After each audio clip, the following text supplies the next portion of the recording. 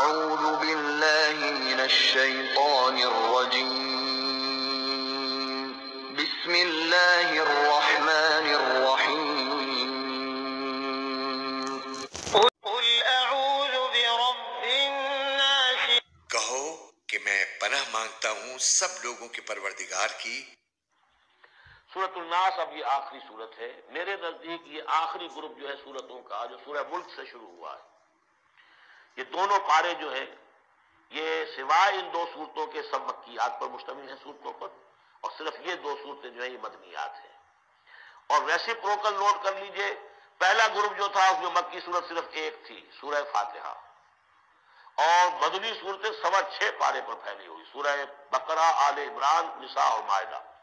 اس کے بالکل برعکس ریسیپروکل نسبت یہاں ہے کہ یہاں پر یہ دو صورتیں ہیں چھوٹی چھوٹی، باقی دونوں پارے جو ہیں سب کی مکی صورتوں پر مشتمل ہیں، اور اس آخری صورت کا جوڑ مل جائے گا پہلی صورت کے ساتھ، یہ بھی میں آپ کو بتا دوں گا۔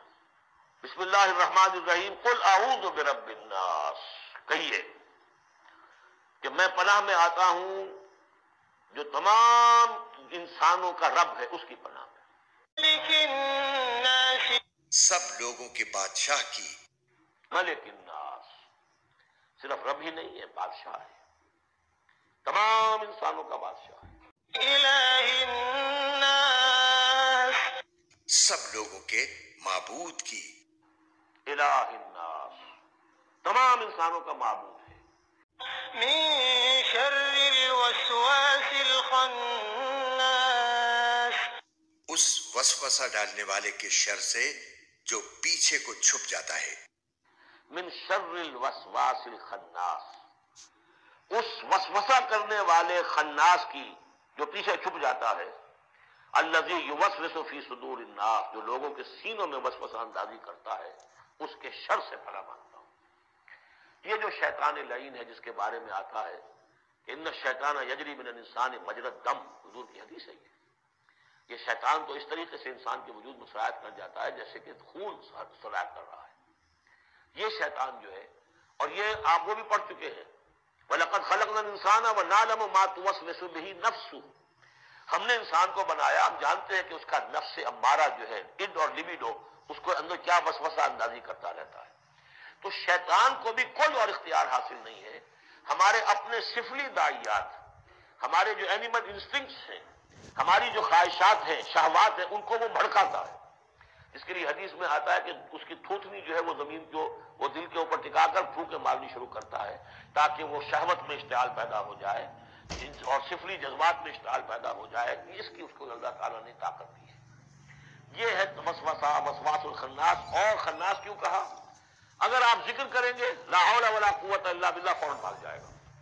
تو ذکر سے جب دل خالی ہوتا ہے، دل میں اگر اللہ کی یاد نہیں ہے تو شیطان آئے گا، تھوتنی ٹکائے گا اور پھونکے مارے گا۔ یہ چونکہ شیطان کی یہ ساری ترکیب انسان پر اثر انداز ہوتی ہے اس کے اپنے نفس کے وساطت سے، اندر سے، لہذا اس کے لیے یہ علیحدہ صورت جو ہے وہ قائم کر دی۔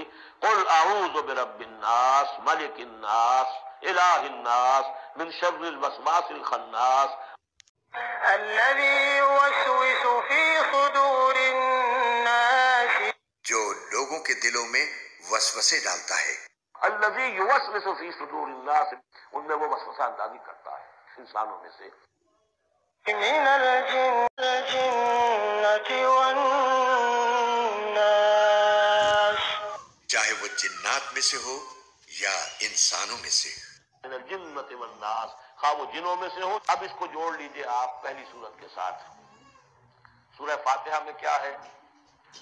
الحمدللہ رب العالمین، قل اعوذ برب الناس، مالک یوم الدین، ملک الناس، ایاک نعبد و ایاک نستعین، الہ الناس۔ اس کے بعد کیا ہے؟ ہم آپ سے مدد چاہتے ہیں، اہدنا الصراط المستقیم۔ یہاں اس کے برعکس ہے، ہمیں اپنی پناہ میں لے لے، بات تو ایک ہی ہے۔ ہمیں سیدھی راہ کی ہدایت دے، ہمیں شیطان سے پروٹیکشن عطا کر دے، بات ایک ہی ہے، مضمون بالکل وہی سورہ فاتحہ کا۔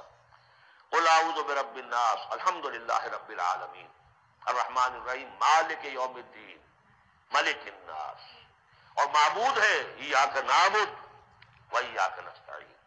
اب ہم نے استعانت مانگی، اب استعانت، استعاذہ، یہ ایک ہی طرح کے الفاظ ہیں، مدد مانگنا، پناہ طلب کرنا، استغاثہ، استعانہ، استمداد، مدد مانگنا، استنصار، نصرت طلب کرنا، باب استفعال کے تمام الفاظ جمع کر دیجئے۔